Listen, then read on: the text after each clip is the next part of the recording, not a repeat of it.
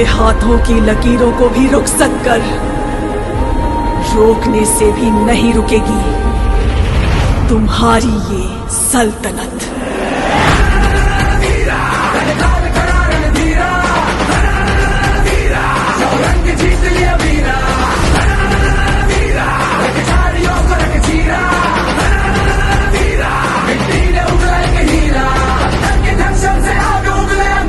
महायुती आदिनाथ बचाव पॅनलचा संजय मामा पागे बडो।